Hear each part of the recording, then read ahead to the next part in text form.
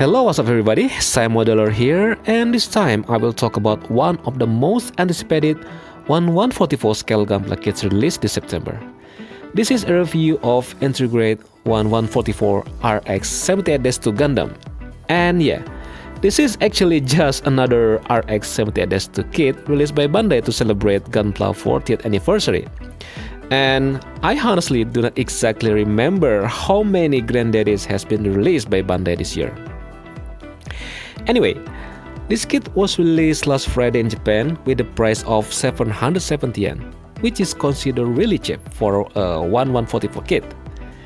It is even cheaper compared to some recent SD kits, for example SD Cross Silhouette, which has price tags between 800 to more than 1000 yen per kit. So it is really interesting to see what kind of kit Bandai tried to offer us with this new entry grade line.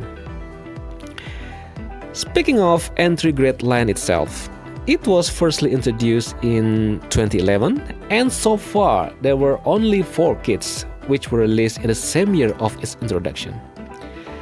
Entry grade kits basically have the same quality as first grade or no grade 1144 kits without the use of polycaps, and they were basically molded in 3 colors only. That is, until the new entry grade release in 2020. Which Bandai claimed as a revolutionary kit in 1144 scale. So firstly, let's take a look at the box of the kit. It is relatively smaller compared to a typical high-grade kit in general, and you can see some signs on the top left corner of the box which says no tools, no paint, and no stickers.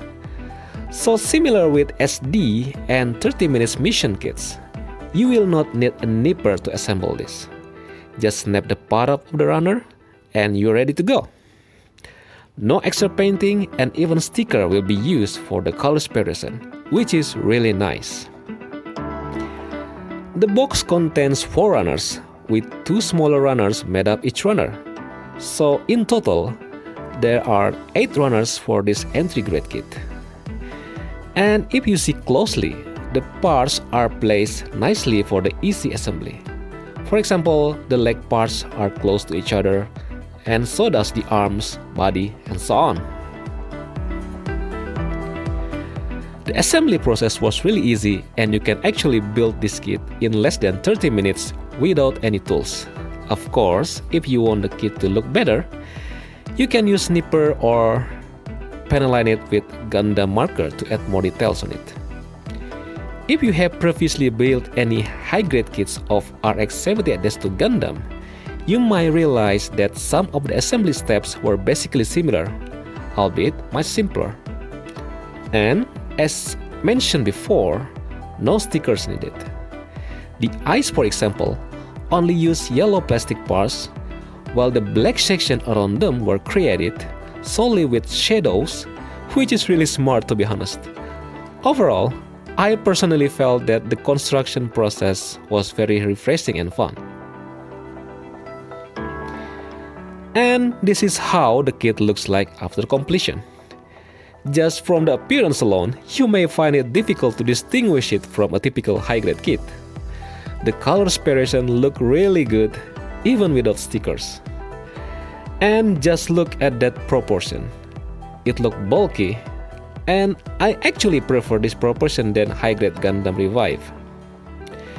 As an entry grade, there are not so many accessories come with this Gundam. You only get a beam rifle, a shield, 2 beam saber hilts without any clear evac parts.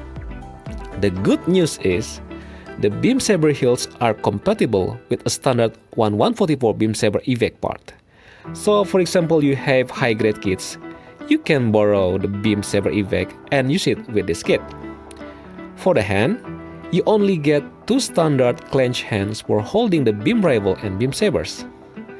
The design of these hands are rather minimalistic compared to standard hands of high grade kits.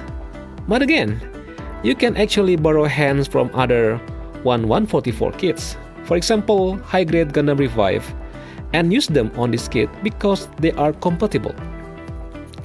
And similar with its high-grade counterpart, The shield could be connected to the backpack or held by the hand as usual.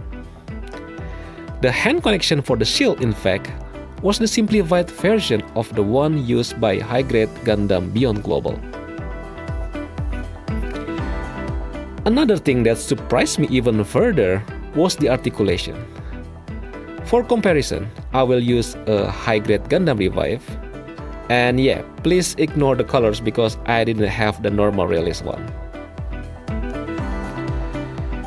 As you can see, the basic articulation of this kit was good, even without the use of any polycaps.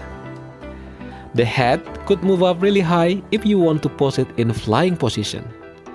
The shoulder could also be lifted very high, which enables you to recreate the last shooting scene from the anime.